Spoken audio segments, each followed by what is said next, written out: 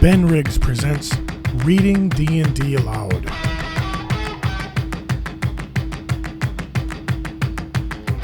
Episode 61 with Ben Milton and Steve Winter.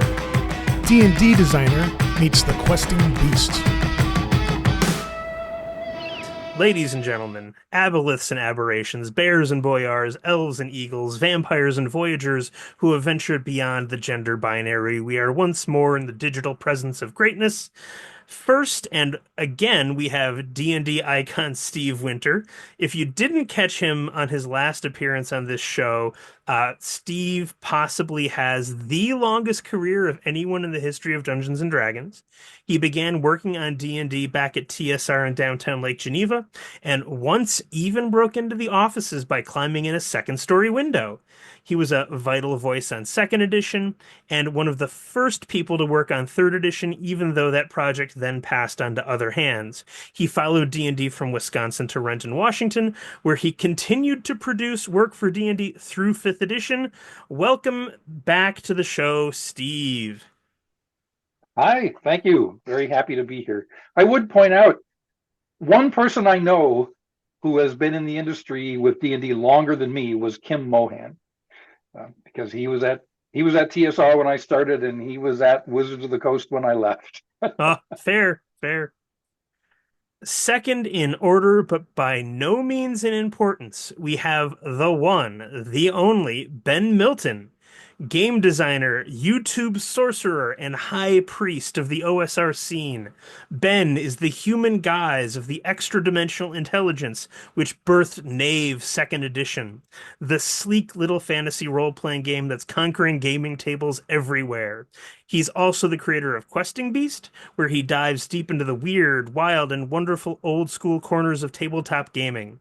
If you like your games fast, your dungeons dangerous, your rules with room to breathe, Ben's your guy. He's the superstar of the OSR, the number one, the shining sun whose work has just begun. Ben Milton, welcome. Hi. That was quite the introduction. Once I started rhyming, I just kind of kept going. I was I try to, I'm going to start issuing apologies and say, I just try to embarrass everyone with the introductions. Right away, I have to clarify, I am not the leader of the OSR or the most important person in it. I will be hung, drawn, and quartered immediately upon release of this podcast. Now, I think I said High Priest and Superstar, which are both I guess High Priest is an official position, and Superstar is just me editorializing. But I've said much more controversial things in editorial than that. So anyway, you can send them all to me. But you sound like it sounds like you at this point you need to fling off a silk robe and stride out into the middle of the ring, receiving the adulation of the crowd. I mean, I'm not gonna lie, I do try to channel a little bit of WWE magic into these. So Steve, I asked you to be on this show, and you gave me a list of names that you'd love to talk to, most of whom I thought would never come on for various and sundry reasons. So I emailed both Stars with That Number creator Kevin Crawford and Ben Milton first, thinking that they're probably both going to say no because they're just so busy. And Kevin Crawford is on a little bit of a media blackout, and they both ended up saying yes. So here we are now with Ben Milton. And I'm going to ask you this question again, Steve. What was it about the work of my fellow Ben that made you want to speak with him? Because I'm a big fan of both Maze Rats and Knave. I think I have a fascination with games that use massive random tables really well. That was what drew me to Kevin with his work on Stars Without Number and all the other Without Number games, and it's what I really like about Ben's work, that he knows how to build a random table that just really works, and that is hard to do. It takes a real talent to tackle that job and do it well. Well, thank you. Yeah, it's one of the things I feel like I'm the best at in designing role-playing games. I don't know if I'm the best at designing mechanics or worlds and stuff like that, but I really like writing random tables. I think Maze Rats was really the first thing There you go. Maze Rats was the first thing that I put out, and it was developed when I was still teaching. So when I had breaks during teaching, I would just start working on Maze Rats, and I would just write random tables. And I had a lot of free time, so I would write them, and I would rewrite them and rewrite them, and try and like boil them down until like every entry was useful. And it took me like, I don't know, a couple of years or something. But and then that's just what I kept doing. I kept expanding them. I had all the stuff in Knave was basically just my home tables. So I'm like, Maze Rats is not enough. I need D100 tables. So I was just making those on my own for just my own games. And then eventually I was like, I should just publish these too. Yeah. Well, and it's interesting that you say you love doing that, because when I put that same thing to Kevin, his reaction was, I hate doing it. It's so hard. It's so much work, but the payoff is huge. Mhm. So the fact that you love doing it is, frankly, a little bit hard for me to grasp, because I've done the same kind of thing, and I enjoy doing it until the table is about half to 2/3 finished. Mm. But then it's that tail end is just like pulling teeth, and trying to come up with things that aren't just filler, that aren't just going to eat up slots, can be a really painful process, at least for me anyway. Yeah, I get that sometimes. A lot of time though, I'm actually just cutting down because I'll brainstorm huge lists of stuff. I have to try and cut it down to the things that I think are the most useful, because I don't know. I have like a table in Knave that's, what is it, like elements that I use in the magic tables. And there's like, that's just stuff that your spell is made out of, like fire or magma or ooze or whatever. And there's like a million things that it could be. And because you can just think of a million different kinds of elements that a spell could look like or be made out of. So I tried to like boil it down to like which types of physical materials are the most interesting in a game, right? Like fire is awesome because fire is like, it can spread, has all of these other effects. If you have like sand, it can like wear things down.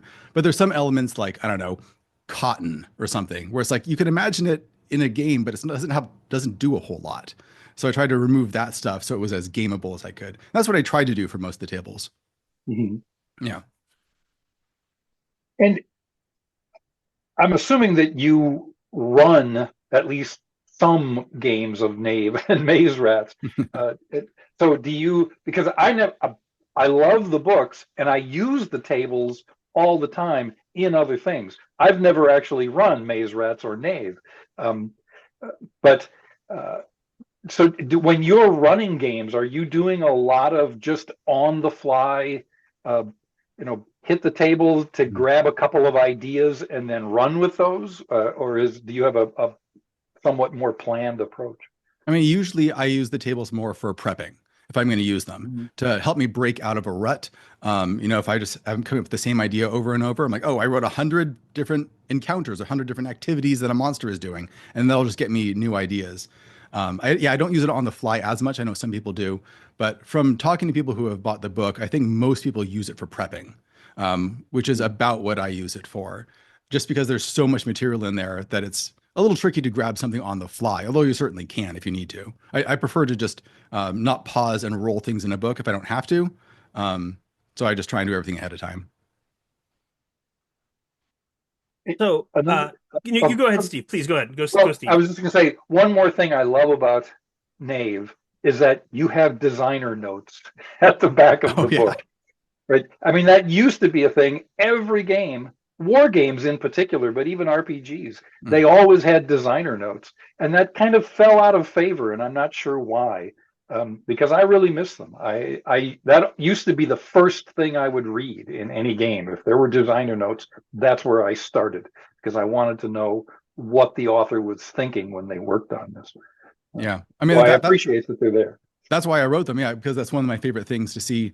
Again, you don't see it much in role-playing games, but in video games or in movies, like behind-the-scenes commentary where you can figure out where these ideas came from, is, I think, just so fascinating. I want to give that to people. And also just to give credit to where all of my ideas came from, because it's true in game design that the vast majority of all role-playing games are just stolen bits and pieces from all the things that the creator has played before. That's just how it works. It's very rare to have anything resembling a really original idea. But I feel like a lot of creators want to have this kind of auteur thing where it's like, this was all my idea. This was emerged fully forged from the head of Zeus. And that's really not the case for most people. So I want to just say all of this stuff came from great games, and here's where they are, and you should go check them out. I forget if it was, I don't remember if this was a gaming thing. If it might have been Steve Jackson, or maybe it was something else. I don't remember, because it was a long time ago where an interviewer was asking about the origin of this idea, and it was kind of similar to another idea, and had there been any influence there? And his response was, "Oh yeah, just ripped that right off." Yeah. Yeah. That's true in not only role-playing games, but video games and board games. They're all just made up of mechanics from other games, just mashed together in hopefully a slightly new way. Hopefully. So, I wanted to mention, because I neglected to. Again, I try and run this like a conversation. So, Ben, if you have questions for Steve or me for any reason, please feel free to chime in and don't be shy about it. And as you were talking there, and you talked about the process of editing and revising those random tables, frankly, the thought that they were extensively revised never occurred to me before, which is, of course, idiotic on my part. But you said that kind of the litmus test for what got cut and what remained was, is it gameable? And does that just mean you ask yourself, like, how would a DM use this at the table? And if it has a lot of answers, that makes it gameable? Or what does gameable mean in your in your mind? Sure. I mean, I think a lot of it is kind of going from the OSR principle of it having interesting ripple effects in your game, right? Or it has lots of possible uses. If your spell is just I don't know, the more here's the way I think about it. The more concrete things are, especially with spells, the more I like them, because if you can describe what's happening physically, then you can think of all sorts of new uses for it. I feel like there's a lot of spells in D&D that are just very abstract and mechanical, where it's like you cast a spell and then this many dice of damage occurs to this person. But then you're like, hey, what is actually happening in the world for that to occur? What's really happening physically? And oftentimes that's not really described, or it's kind of glossed over. So if you make things as physical as possible, then you open up this whole can of worms. And I like opening up cans of worms for the players to deal with, because then it gets more surprising and I don't know what they're going to do. Very cool. Yeah, there was, again, I forget exactly when this conversation occurred, but it was a long time ago, sometime in the 1980s.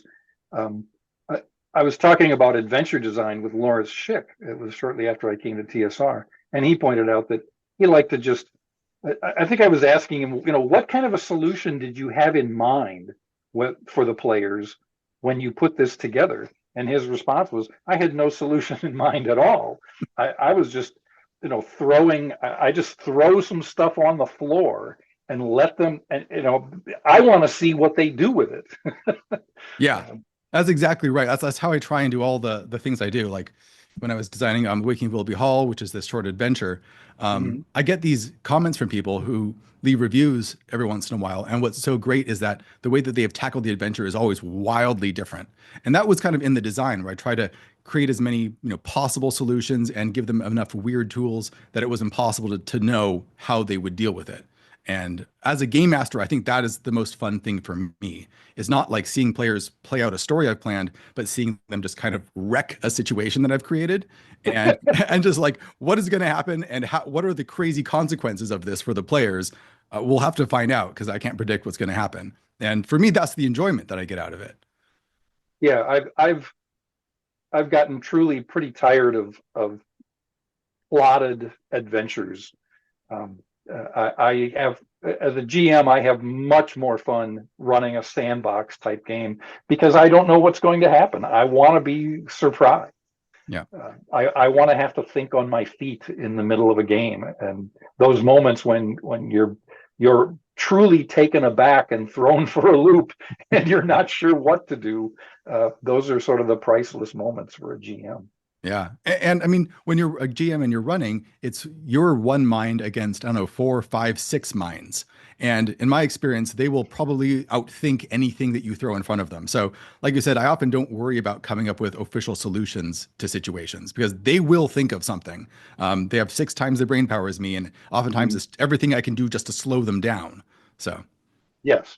Yeah. Many's the time that I've put something together thinking, oh, this is gonna take them 15, 20 minutes to work their way through, and a minute and a half later they're done with yeah. it. Yeah. And then you're going, oh boy, I've got another 4 hours in this event. What am I going to do now? Yeah. Although there's also the flip side of that, where you put together some puzzle that you think is going to be, you know, it's just something to amuse them for a few minutes, and they somehow, players just turn themselves inside out, making it more complicated than it's meant to be. Oh yeah, I've been there as a player for sure. Just like an hour later, being like, "What do you want me to say? I know that there's an answer to this riddle. I have no idea what it is. Just give me something." Yeah. Steve, are you a fan of the OSR? Oh yeah, yeah. I mean, it. And actually, this was something I had made some notes about that I wanted to ask Ben about as well, because it's changed a lot through the years, um, and splintered in fortunate and unfortunate ways. But yeah, my favorite version of D&D has for decades been the 1981 Basic and Expert. And so anything that points players back toward that style of play, I'm in favor of. Mm-hmm. That was what was biggest about it for me too, especially initially, was just it's faster and simpler because I was running games for kids and I wanted them people to make characters in like 5 minutes at most, and then I just wanted to start playing because we had limited time to play, and they didn't have the attention span to spend an hour creating a character. And if you wanted to play D&D, then you basically had to do OSR style stuff, especially like 10 years ago when I started doing this. Mm-hmm. And where I was going with that initially is that because you review so many products, Ben. Yeah. I mean, you are steeped in what's out there for the OSR. Frankly, and I've said this to many people, I'm kind of astounded when you look at just the quantity of high quality gaming material that is available for free or very inexpensively online. I'm stunned that anyone pays money for big role-playing books anymore, because it's just not necessary. But my question to you is going to be, what kind of changes have you seen in the OSR as you've been reviewing these products, in like the nature of the stuff that's available? I mean, I think we've seen a lot more professionalism come about. We've seen a lot more variety of certain kinds, and at the same time, I'm always puzzled at, did we really need another rewrite of Moldvay and Cook? But I'll turn that question over to you. There's never enough rewrites of Moldvay and Cook. The rite of passage in the OSR is to join the OSR, you have to write your own version of BXD&D. That's what's required. No, I mean, probably the biggest thing I'm seeing is just like way more polish and professionalism. So, and just seeing the volume of really amazing adventures and settings has just been increasing over time, because like the sort of things that I would review, like when I was first started out, there was maybe a couple OSR books that I thought, okay, this is a real masterwork. This is an incredible piece of adventure design. And now I'm seeing stuff like that, multiple times a year, just like coming out regularly from a wide variety of designers. So I feel like the polish is getting there. A lot of people who are into things like graphic design and book design and all of these fields are also getting interested in D&D and carrying all of their talents over. So a good example is Andrew Kolb, who did a trilogy of adventures, Neverland, Oz, and Wonderland, all based on the old kids' books. And I think he was like a graphic designer and illustrator by trade who got interested in D&D. And you can tell because the books look absolutely staggering in terms of just how they are designed and put together. So it's so easy to find things. It's so easy to reference things. It's so clean looking. The sort of thing that you would never see even like, 10, 15 years ago. And he just puts out one of these books like every 2 years, like clockwork. And we're just seeing so much of that. It's really awesome to see that there's so much great material there. And a lot of it, like you said, is free. If you follow the blogosphere, people will put out like huge settings just on their blog for free, just because, hey, I wrote this and here you go. You can play it now. Yeah. Yeah, um, the blogosphere is kind of amazing. It's really taken over a slot that used to be occupied by things like alarums and excursions, except that you don't need to wait a month to find out what the Right. next installment is going to be. People can uh, people can respond to things other people have done, within hours if they want. Yeah. And yeah, there's just you cannot. No one can consume it all. There's so much of it. Yeah. And a lot of it is we're seeing books being put out by very small groups of people because both designing books on your own computer is so much easier now than it used to be, in the 80s or whatever. And also things like Kickstarter exist, and now you can fund them ahead of time because, go back a couple of decades, if you wanted to create your own role-playing game and you weren't part of a major business, you wrote the whole thing, you had to lay it all out yourself, you had to get it all printed by yourself at huge expense. You would have a giant pallets of this stuff, and then you had to find a way to sell it. And then oftentimes you just wouldn't. And it would just crush you financially because there was no way to do it. But Kickstarter has eliminated all that. So one or two people companies can now have huge Kickstarters. So that's like a way to get real talent out into the mainstream really fast. Yeah, a, a good parallel for it to me is it's much like gaming was in the 1970s when there was a thriving amateur press out there, but the things people were putting out, they were typewritten and mimeographed, Yeah. right? They were really, really primitive. And, if they were lucky, they got up, they got to 24 or 32 pages, saddle stitched, and that was it. Uh, and then by the time the 1980s came around, the expectation of polish in a product was high enough that the bar to entry for anyone at that amateur level was too high for them to meet. And that level of amateur publication kind of disappeared. And then the internet has brought it back in spades. And so that creativity is really flourishing again. Yeah, I remember reading John Peterson's Playing at the World, and especially the first couple chapters that focus on what the gaming scene was like in Lake Geneva and in the Tri-Cities in the Minneapolis area at that period. And it just got me so excited about what game design was like at the time, where everyone was a game master, so to speak, even though there wasn't D&D necessarily. Everyone was designing their own games. Everyone was stealing from each other. They were all sharing their ideas. And I was just thinking, oh man, that was what a great time to be alive in the history of game design. Then I'm like, wait, the OSR blogosphere is that exact same thing. Yeah. It's like, and what's weird to me personally, as someone who's like fascinated with the blogosphere, is that the OSR blogosphere, which is a very small niche of role playing, if you look at all of role playing, is like the only scene that's like that, right? There's all of these other traditions and styles of play and games out there in role playing, but none of them seem to have this super vibrant scene of people doing game design and sharing their ideas and building off of each other in the same way that the OSR does. And I'm not really sure why that is. I kind of wish it was much more prevalent everywhere. I would briefly shout out that I think the reason is uh, the OSR style of play and the D&D style of play are simply easier styles of play than like a Call of Cthulhu adventure or a Vampire the Masquerade Chronicle. Those would be the things that I would throw out because like Call of Cthulhu has a like uh I forget the word I'm looking for. It's something like the OGL that allows people to make adventures for Call of Cthulhu and publish them on Drive-Thru RPG. And the same is true of Chronicles of Darkness and all those White Wolf games. But I would agree with you that like the OSR has the most energy by far of any of them. Um, And I think it's just because it's a little bit easier to make a game where you're going to be interacting with a theoretically architectural space or some sort of it's you against the environment. I think is much harder than, well, you have to create a mystery.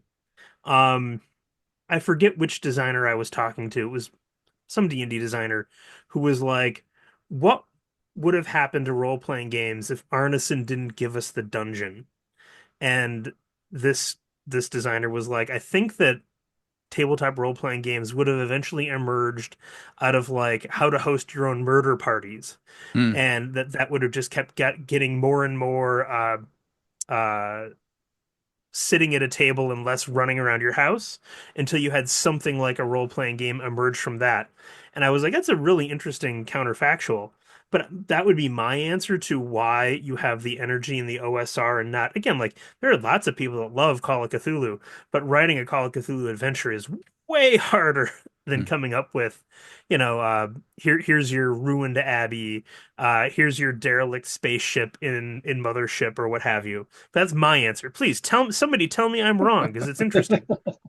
Well, if you're looking for a topic to investigate, down the road, because I think, I mean, the dungeon, as you pointed out, it's such a weird artificial environment. I've always been curious where that came from. Looking for movie. I mean, I know those guys were voracious devourers of fantasy movies and Hammer films and all that kind of thing. But um, it's hard to find any sort of analog to a D&D dungeon before D&D. It just doesn't really exist. So how that came about, I don't know, but I would love to know. And My I want. my understanding is that historically it came from Castle Blackmore, right? That Mhm. Arneson made Castle Blackmore as like a base of operations, and then at some point, some players just went into the dungeon to see what was there, and he like put some orcs there, and they became so obsessed with it that they just refused to leave the dungeon and ignored the rest of the campaign. So like, uh, yeah, And that could well be the explanation, that it just, once players got into it, there was an innate understanding that this is the perfect environment for this kind of game. yeah. I don't know, but I've had a theory for a while. I've thought about making a video about this. Maybe I will, which is that, like you said, people have argued about if D&D wasn't there, what RPGs would have grown out of. And my theory is that um, D&D is in a sense inevitable. That the form of the dungeon as a environment for clean, simplified role-playing sessions is so perfect for that that it would have evolved soon after the invention of role-playing if it didn't come from it. Just because if you create a dungeon, it's just like a network of rooms. It's got passages between them. It's a node-based adventure, essentially, right? But made physical. And that is so makes everything about role-playing games so much easier for the game master to run that I feel like someone would have come up with it soon on, and then whatever game it had that dungeon would have taken off. It's just speculation on my part, but I feel like there's something there because, like you were saying, Steve, the the OSR and what you were saying, Ben, was that the OSR is so focused on adventure locations, right? It's a location-based adventures, not plot-based adventures. And location-based adventures takes so much work out of your hands as a game master that you can focus much more on running the game and coming up with interesting complications and interesting effects for what the players do. You don't worry about the plot anymore because the location itself is kind of taking care of that for you. And so your energy just goes elsewhere, and that just makes things so much easier. Either And of you ever read the starter adventure in the Vampire the Masquerade core book, second edition? No. no. It's a I'm going to say a 15-page description of a party. And you go to the party and you get introduced to all the most important vampires in Gary, Indiana. Because Gary, Indiana was the foundational setting for Vampire the Masquerade second edition. Um, and if you were to be so bold as to go read it today, you're like, what were they thinking here? How is it that the thing again, the people who made the game are geniuses, right? Like Mark Reinhagen, Lisa Stevens, like all these epic names made Vampire the Masquerade, but then they wrote this real dog of the starter adventure for it. And yet when I look at that and think about it, it has more in common with I forget if it's Brownstein or Brownstein, but Dave Wesley's game Brownstein. I'm just gonna Mhm. say, but and like again, Ben, you played in one of his games at GaryCon. Yeah. That is not you're in a location, but it's all about your relationships with those other players, right? It's a LARP essentially. Yeah, which is much more akin to what a game of Vampire the Masquerade would be later on. So I think you're really onto something, fellow Ben, when you say that like the dungeon was inevitable in some way, because Arneson played in that game, but when he found the dungeon, it seems like he didn't go back. He didn't go back and say, well, let's leave the perfect space of the dungeon and go back to the huge mess of relationships between these NPCs. So again, that was just a very Yeah. interesting thing. And that's what I thought of. So someone else No, can say something now. that's true. There was a few. He wrote what he told me is that it's called Brownstein, like it's an actual brown mug of beer. It's a Brownstein. That's what he said. So I'm going to go with that. But after he did Brownstein, there was a number of other ones. Like Blackmore was originally a fantasy Brownstein, even has the same like name structure. But there was a couple other ones. People did similar things in that Yeah, area. Like Brownstone. There was a Old Brownstein, West a one. Western one, yeah. But like they never caught on because they're hard to run. They're very intensive. But as soon as the dungeon was discovered, people just had this monomaniacal fixation on it. And for the first like 5 or 6 years of D&D, people did nothing but mega dungeons because that was just the form of the game. Yeah, so I feel like someone would have come up with that eventually, for sure. So I'll ask this question. In Steve or fellow Ben, whoever wants to go first, what would you say are masterworks of the OSR?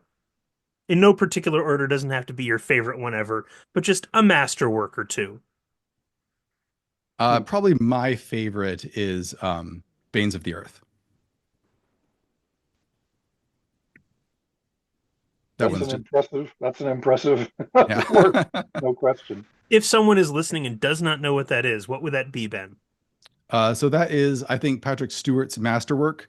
It is a setting guide to the Underdark, but it is a idiosyncratic kind of new version of the Underdark that's heavily draws a lot of inspiration from actual caving and how terrifying caving is in real life. Just being lost in these black tunnels where you're just slowly starving to death. And it has like 50 new monsters, all illustrated by Scrap Princess. And it manages to convey like terror and wonder in a way that I haven't seen any other book for the Underdark do. Unfortunately, it's out of print now, but I know the new edition is in the works, so hopefully it'll be available again.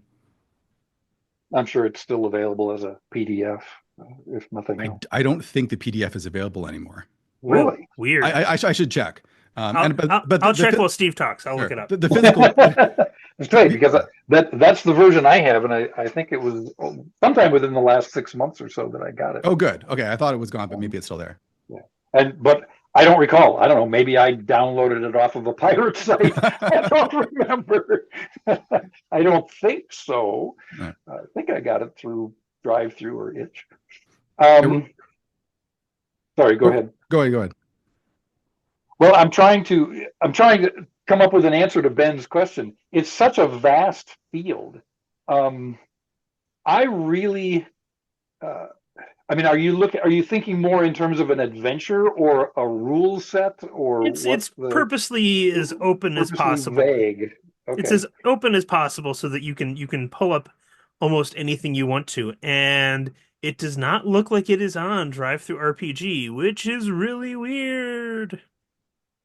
I think James Raji lost the rights to it. Okay. I think, but I'm not completely sure about that. Let's see. Yeah, I have a PDF of it that I got in December last year. Huh. But I don't know. Well, I will confess. I should take a look at it and see if it's watermarked. I'll confess I don't keep very close tabs on, all the goings on of every single product. Steve, do you want to throw out a product, or should I say something else? Well, I mean, in terms of a game, I'm actually since James Raggi came up, I'm actually quite a fan of Lamentations of the Flame Princess. The game itself, I think it takes that BX core and then does some really interesting things with it.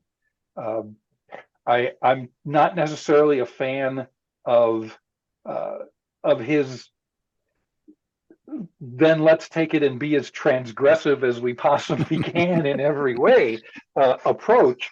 I'm not sure, but I mean, that's his niche. Fine, knock it out of the park.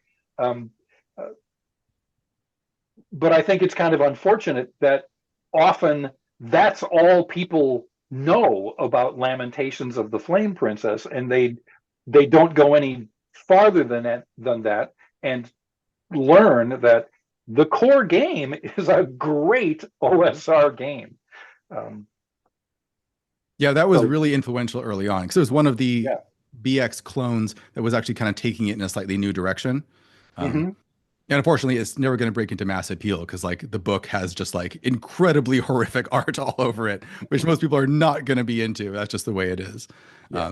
But I think most of the big OSR masterworks are not rule sets, which are often fairly close to BXD&D. Maybe Mm-hmm. the big OSR rule set that I think was the most influential was Into the Odd, which has influenced tons of stuff afterwards. But most of the big OSR masterworks, I would say, are adventures or settings. So stuff like Dolmenwood or the Ultraviolet Grasslands or Yun Suin, things like that, where people kind of show what the kinds of adventures and kind of setting structures that you can create once you have this Mm-hmm. really minimalistic rule set that's kind of undergirding everything. Yeah. And I'm glad you brought up Yun Suin. I'm not sure how it's pronounced. Because that one was not popping to mind. But that one's another, I just think it's brilliant. It really does something unique, with everything. Yeah. It's The second edition of that is coming out really soon. It's on its way. So I'm really excited to look at that. not, Ben, could you spell that? YOON SUIN. Because again, I think of myself as a an enthusiastic observer of the OSR, but not necessarily a participant. But I certainly try to keep up on all the core texts, and I'm shocked and appalled to say I know of none of the three that you mentioned there. I'm like, man, how am I? I'm watching your show. How am I missing So, this stuff? like the second edition of Yoon Suin and Dolmenwood both had huge Kickstarters, Huh. maybe 2 years ago or No, something in like that. But Dolmenwood, at least I know. okay, But and Ultraviolet Grasslands, the other one I mentioned. That wow. one is crazy. That's like psychedelic stoner metal Oregon Trail. That's the greatest description of any Yeah, product I've ever heard. this is actually the GM screen for it, where it just like this is like what the kind of landscape looks like that you're traveling across. It's Mhm. Wow. it's all done by the writer and the artist and the graphic designer is all one person. So Jesus. it's one of those just like labors of love that one person is creating. Luca Reyes, he's awesome. And like it's amazing how many people in the OSR are that kind of a singular brilliant mind. Like, Luke Stratton, Pirate Borg. He Yep. did everything in the core book, and I'm like, you did everything in the core book? Like, Yeah. what? Like, that's crazy to me. Um, I'm looking at my copy of Veins of the Earth here, and it's not watermarked, so I might not have come by this Oopsies, Steve. legitimately. It happens sometimes. But I recall that at the time there was so much talk about it online. I was like, I've got to see that product. So who knows? Maybe I grabbed it off the Internet Archive or something. I'm So ashamed to admit, but I had a copy of it a while ago, and then I lent it to a friend who then lost it, and I was very upset. And then I had to go buy another one. You can buy physical copies. They're about $300 at this point because they're rare, and I paid $300 so that I would have another copy of it. well, there you go. You're a better man than I. Man.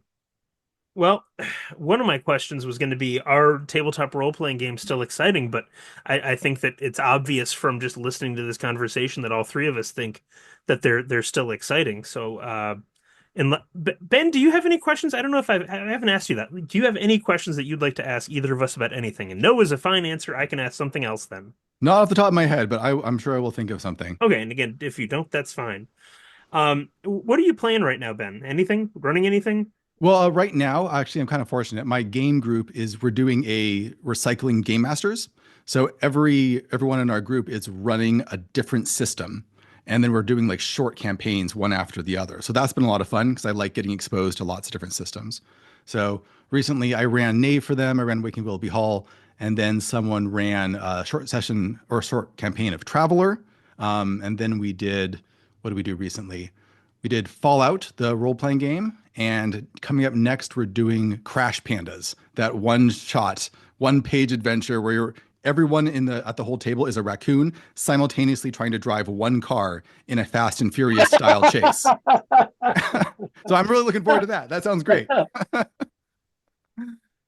got to tell you, I have used time until next important choice again and again and again and again and again uh, since you did a video on it. I don't even remember when the video was, but I teach seventh and eighth grades, so I'm constantly kind of cycling people through as dungeon masters in my classroom.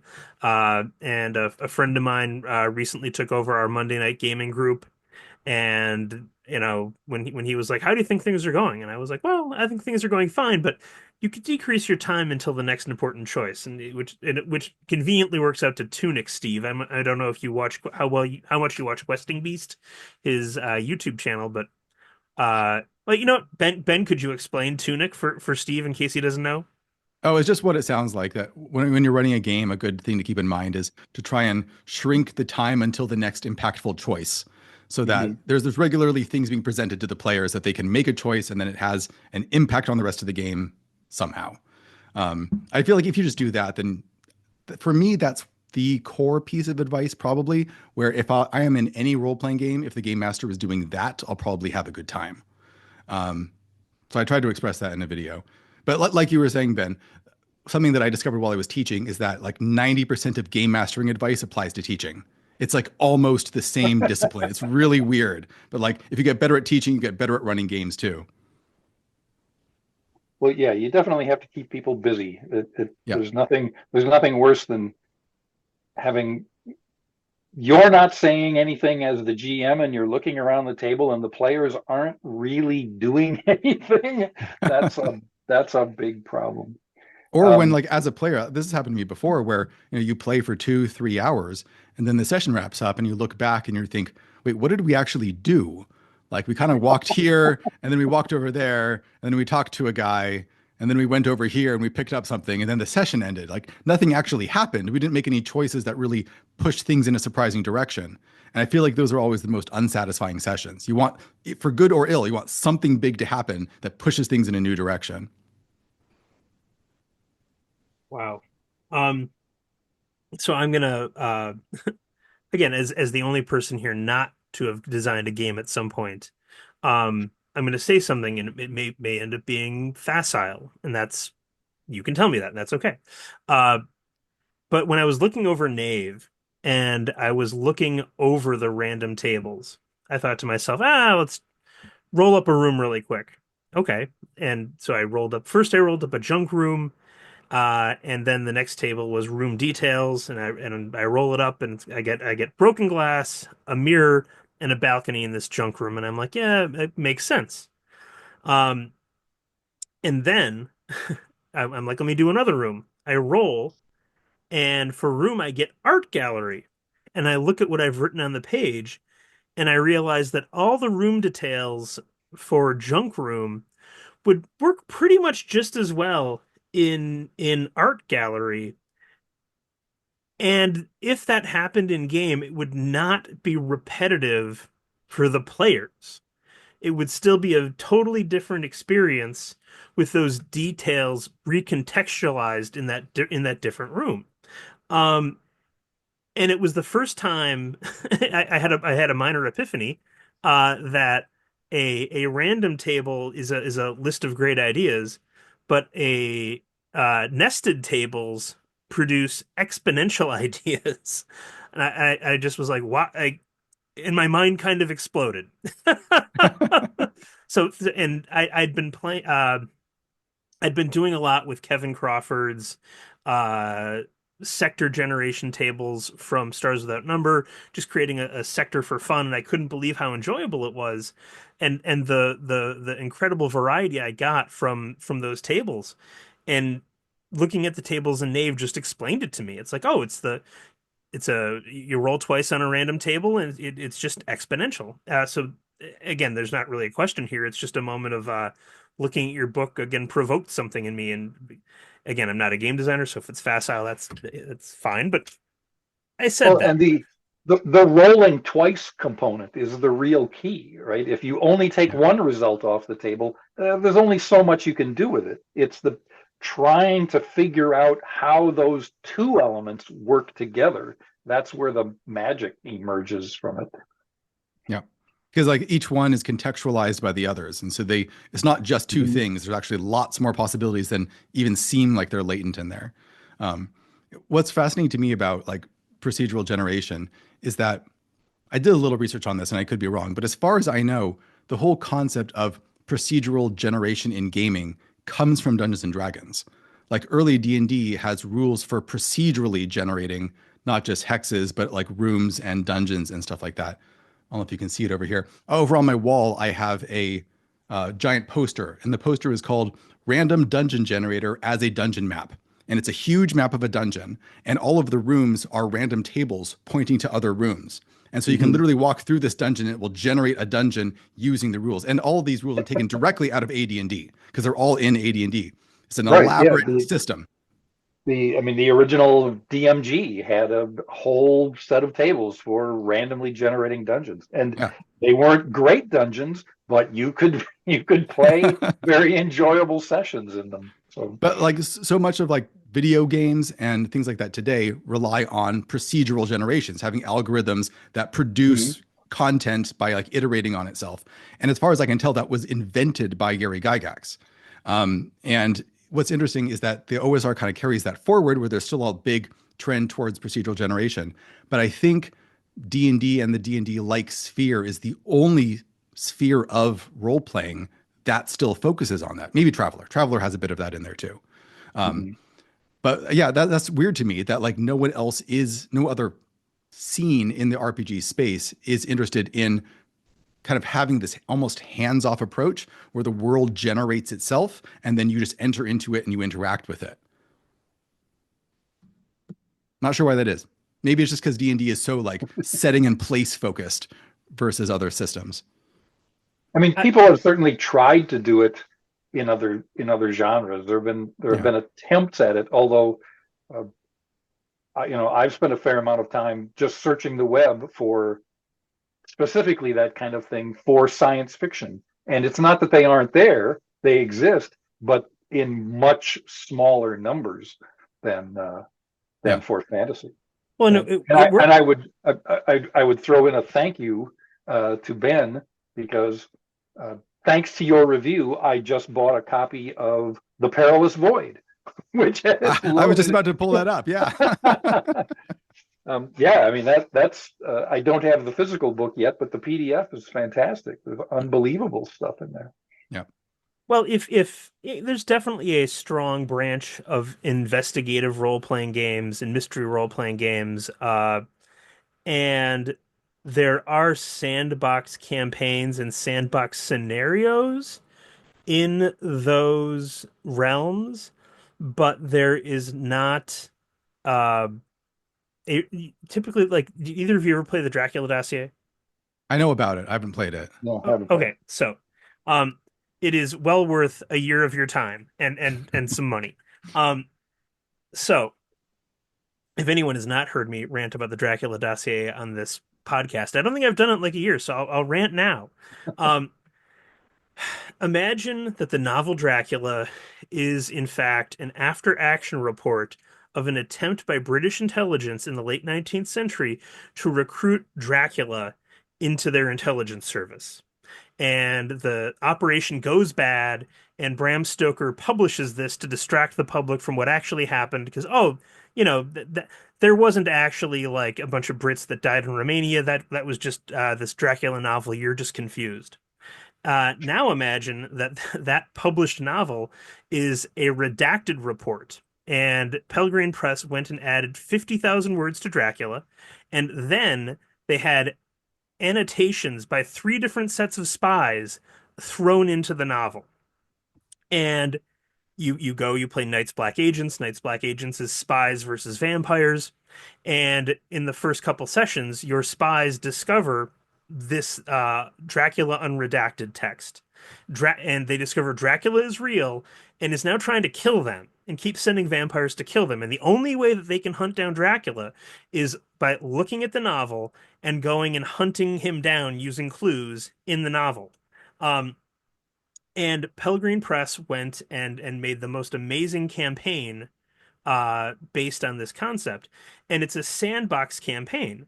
So if you, for example, were to go to the hot house in the Netherlands where Van Helsing gets his garlic from, there are three different versions of that hot house in the campaign. There's a version where you go there and oh my God, there's vampires. There's another version where you go and oh my gosh, they're friendly, they're going to help you, and there's a neutral version. So it's a investigative campaign that does employ the sandbox, and it's amazing. I ran it twice. Sessions of it are kind of like half book club, half Born Identity, which is really interesting.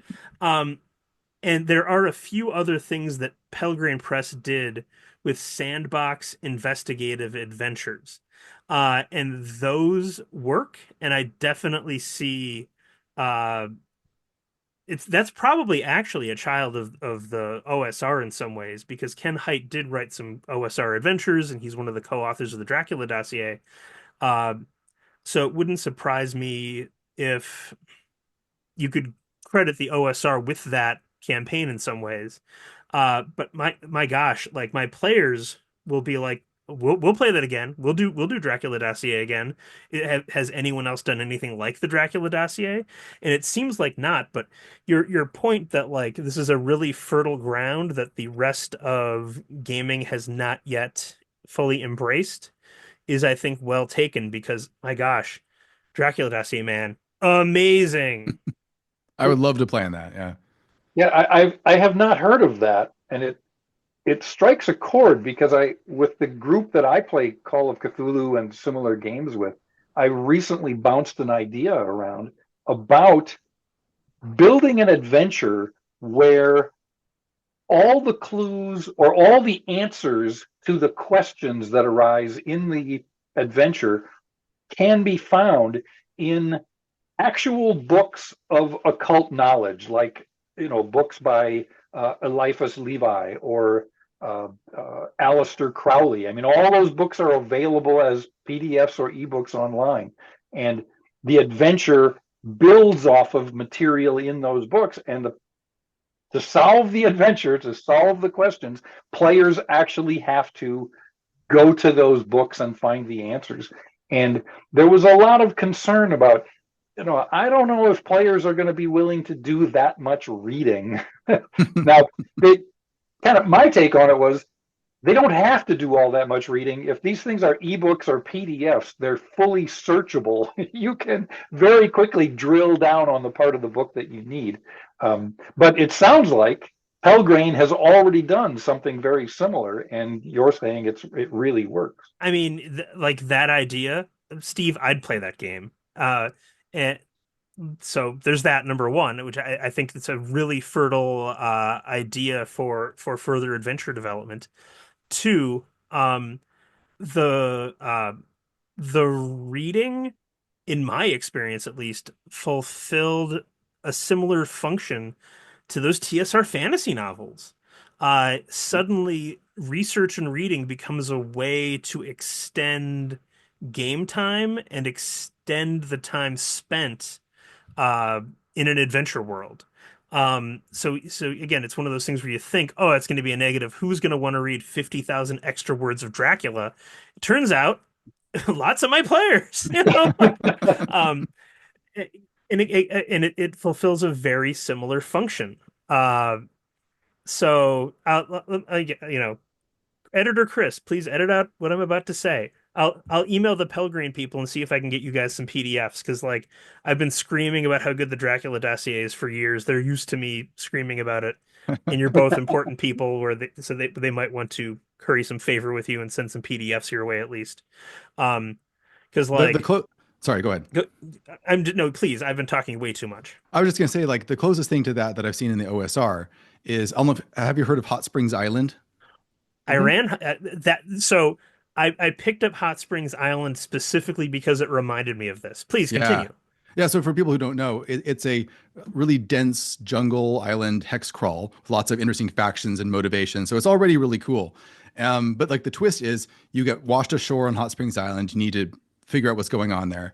And then maybe you find like a washed up body on the shore and you investigate it. And the game master says, oh, inside this guy's backpack, you find a copy of a journal that seems to describe adventures on this island. And the players say, whoa, that's cool. And then you pull out the actual book and you give it to them because there is a full separate book that you can buy that's a fully illustrated, hand illustrated with like sketches, journal describing like the flora and the fauna and the factions on the island. And they can use it to actually gain advantages if they read it.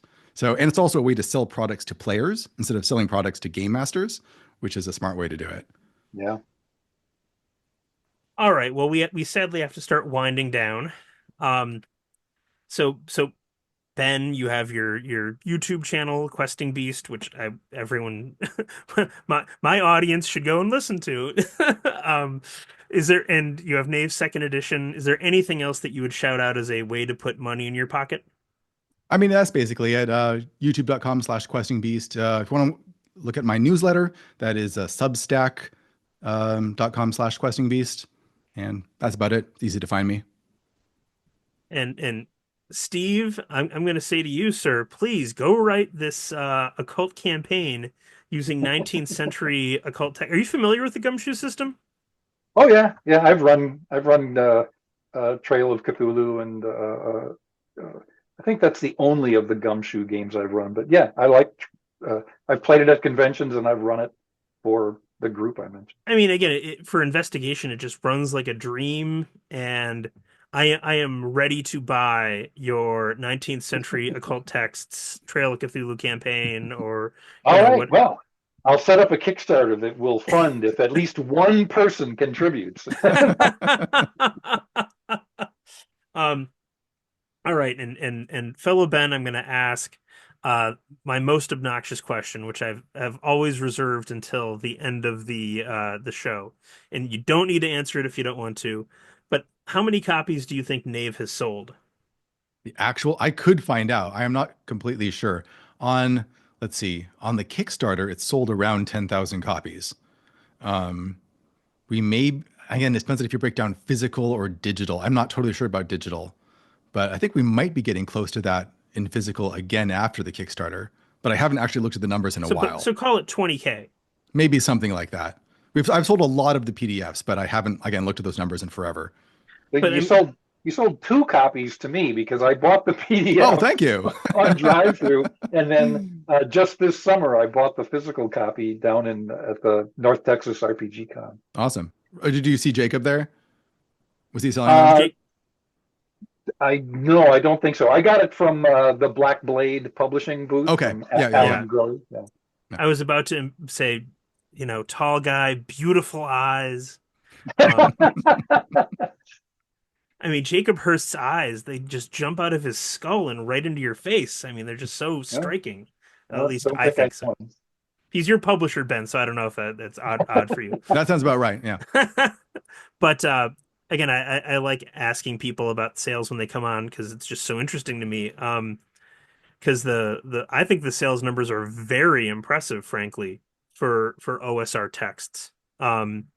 Like Kevin Crawford said he sold about 30,000 copies of Stars Without Numbers since its inception.